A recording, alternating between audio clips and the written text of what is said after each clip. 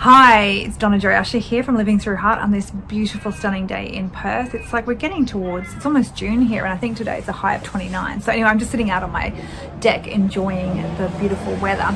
And I wanted to just talk to you about the final installment of my podcast series on attachment styles, and I've just recorded it, and it's on disorganized attachment. So over the past 4 episodes, I've talked about what attachment style is, and then I went through the secure attachment, and then 2 out of the 3 insecure attachments. So I went through avoidant and I went through anxious, and today I want to talk about disorganized attachment. And disorganized attachment is something that's still being studied, something that's still being understood, and I have what I believe when I'm working with a couple of my clients. I believe that they are in disorganized attachment from what I've learned and from what I'm observing within them and through their story while we are working together. So I was talking about attachment styles are basically how we attach to people in relationship and how we learned it is safe to attach from when we were small children. And depending on how well our caregiver responded to our needs and to our when we needed something, we cried, and how well we responded to and how consistently we responded to it, developed our trust in ourselves, our trust in adults, our trust in the world, and it created how we attach to people. So if our needs were well met consistently, and it didn't have to be 100%, it was, I think it's like 38% or more, we are able to form secure attachment styles. Inconsistently met led to anxious or avoidant, or being smothered by someone who is overly in your energy could lead to avoidant as well. But disorganized attachment is when a child when a child was forced to rely on a caregiver who was abusive. So basically the child had to bond to someone who was also hurting them in some way. And it doesn't have to be physical. I mean, obviously physical, sexual, but it could have been emotional abuse as well. The other way it can form is basically if the child was forced to rely on an adult who was just so dysregulated themselves and their energy was chaotic and they just weren't there for the child at all, and maybe they're an alcoholic or a drug abuser, and the child picked up on that energy and their nervous system couldn't bond to it, and they didn't learn how to regulate either. So that's the second way that it can form. But the most common way is when a child is being pulled towards and having to rely on this caregiver, but then also repelled by them because of the pain that comes from that caregiver. So have a think about that for a moment. And I'm sure some of you, when I'm talking about this, actually can think about it quite well, because maybe you're actually thinking, well, yeah, that's what my life was like, right? But for those of us who didn't have that, who actually had, and maybe our parents weren't always emotionally there for us, but they gave us what we needed, right? But they might not have been actually trying or using us for their own purposes, or hurting us on purpose, or sexually abusing us, or emotionally abusing us, or blaming us for everything. And that's what happens with disorganized attachment. So disorganized attachment, there's this real yearning to needing to come towards for safety, but then also a repulsion to get away to be safe as well. And it's happening at the same time in this person. And where people who are anxious or people who are avoidant, they respond to a threat, to a lack of safety in consistent ways. So either an avoidant will get away to get their freedom, an anxious will come towards for fear of rejection. A disorganized, it switches, it changes all the time because there is no regulation within them. And they're caught quite often, they're in sympathetic nervous system all the time, quite often caught in freeze, because sometimes the only way they could stay safe was just to freeze, okay, and just to allow, because any reaction from them just made the situation worse. So for these people who are in disorganized attachment style, this need to bond, but the need to get away is happening at the same time, and it creates a particular type of pressure within them, a chaos within them. And if you're in relationship with somebody like this, you might be thinking that they're just being difficult, but in reality, they don't know why they're responding the way they are. They're just trying to stay safe. And like any of these attachment styles, that's what they were. We see them as the problem, how we attach, but really what they were at the time when we were a child was the solution. The way that we learned to stay safe, and it's no different to disorganized attachment. So disorganized attachment, people in disorganized attachment really struggle to form relationships at all, because there's always the terror of being hurt, and then the pain, the terror of rejection going on at the same time. they don't trust themselves, therefore they don't trust anybody else, and they also don't trust themselves. They weren't learned to self-regulate. They didn't learn how to care for themselves, how to depend on themselves, because they never had an example of being cared, of having that love, having that care. So, and as we learn from our caregivers as we're growing up, we learn how to relate to people, how to be in relationship with people. If we don't have a good example of that happening for us, then we don't learn how to do it. Now, disorganized attachment can also happen later on in life. So basically, if we get into a relationship later on in life where we have this urge to bond to someone who's abusing us, then it can also create disorganized attachment at that time. But normally it's when we're a child and we're still in those unconscious formative years that it's happening. So if you are in disorganized attachment, I've got a few clients too, and what I observe within them is a lot of self-hatred, a lot of dissociation. So they can often talk about terrible things that happened to them, and they can laugh about it, like, oh, it's a funny thing that happened to me. And meanwhile, you're like mortified for them and horrified for them when they're telling you about what happened, but they don't have any emotion attached to it because they've totally dissociated from that emotion of that moment.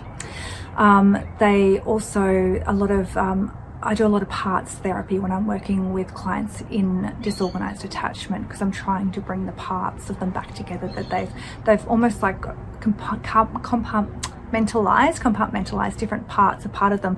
And I got one client who talks about it as in she can't let the different puzzle pieces touch.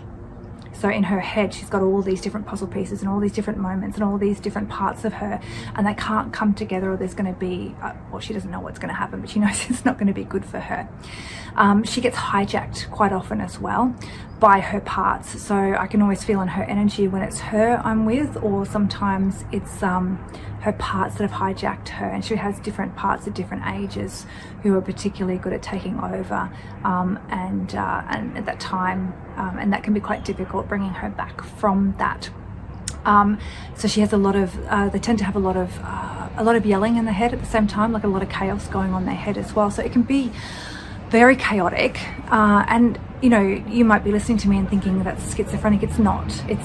I'm not saying that people who are schizophrenic can't be in disorganized attachment, but to be able to dissociate and to have parts and to be compartmentalized and to be fragmented does not mean that you're schizophrenic.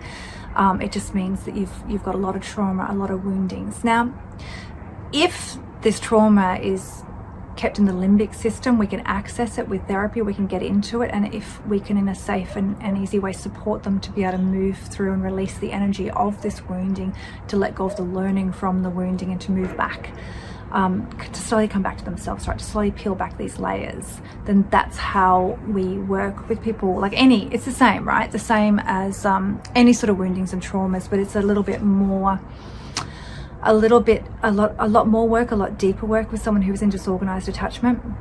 The problem comes if the memories are stored in the cortex, not in the limbic system, because when they're in the cortex, we can't access the emotion. So that's a lot more tricky, trying to get them to connect back into the emotion. And sometimes with these people, I have to spend a lot of time actually training them into emotion, training them into sensation, training them into their body, to be able to feel in their body, to be able to allow this stuff to come out, because they have trapped it so much and contained it so much that that's just not allowed, because it's not safe, right? It's not safe to feel. Now, worries with anything, any trauma, any woundings, Chantel Raven, I was listening to a discourse from her the other day, and she said pain is unavoidable, but suffering is optional, because things are always going to happen that causes pain. So until we work down through our layers enough and we've removed all of our triggers and we get back to the point of basically enlightenment, but even then stuff comes. But when pain arises, or any emotion arises, to observe it and allow it to move through you, to experience it in its fullness, but to let it go, right? Not to contain it, constrict it, or trap it. What we tend to do with the pain from the wounding is we stuff it inside and we control it and we trap it down, and that leads to suffering. Okay, so people think that going into the wounding, going into the trauma, going into the pain is going to be too painful, but the truth is that they're living with that pain every day, and it's creating suffering within them, and it's stopping them from being able to create the life that they want. So it's basically keeping them trapped in the past and stopping them from being able to create a future that they want. And disorganized attachment is obviously in the same bucket as this. So if you think that you're in disorganized attachment, then you really need to commit yourself to a healing process and find a really good therapist. And you probably want to find a therapist that works with the unconscious mind and does maybe somatic work, embodiment work, to help you release the trauma from your body, the energy from your body, as well as rewriting these belief systems that are trapped in your unconscious mind, so that you can start to learn to love yourself. You can start to allow love from others. You can start to trust and to feel safe in your body. Because what happened in the past happened in the past. And yes, when we were small children, we were often put into situations where we weren't safe and we didn't have any control over that. But the mapping of that child is no longer the mapping that the adult needs. It's often not relevant anymore, and yet we're still living our life by that, by what the child learned is true. So by going back into this stuff and by releasing it and by letting it go and rewriting what the child learned, so it's almost like putting a new program in, plugging in a new program, and then we can let go of that past that's keeping us trapped. For whenever we're living in the past and we're writing like from the past and we're living through the rules of the past, then we're recreating that in that future. So our future is always going to be a mirror image of our past, and that's why things keep happening to us, right? If you keep attracting the same type of person to, if you keep ending up in a relationship with the same person, it's because you're still attracting that person to you because of your unconscious, because of your energy, because of what you believe about the world and about yourself. Until you did the work, until you do the hard work and keep going into yourself over and over again to release this stuff, you're not going to have anything different. Now, unfortunately, this stuff doesn't happen overnight. Unfortunately, one healing session isn't going to do it. 2 healing sessions isn't going to do it. And if you're in disorganized attachment, you're going to need a lot more than that. You're going to have to commit to quite a lot of therapy. I had quite a safe childhood. And yet I'm still been having therapy for years, right? And when I look at some of the stuff that I, as a child, am having therapy around, as an adult, it's laughable, because it's what the child makes something mean about themselves that is important, not about what actually happened. So even if you have a safe childhood, if something happens that you don't understand, you're always going to make it mean something about yourself, because otherwise it would be pointing a finger at the adults who are gods and blaming them, and that's just not allowable, because they're your caretaker and you rely on them to keep you safe. Therefore, you're always going to take it, you're always going to blame yourself, you're always going to make it mean something about you. And sometimes it's not even something they've done wrong. You know, sometimes it's just something that happened, yet somehow we turn it around to make it mean something about us. So I'm a firm believer that we all need therapy. But not cognitive therapy, not talk therapy, but actually deep work therapy, getting into our psyche, getting into our unconscious, understanding how we think, why we think the way we do.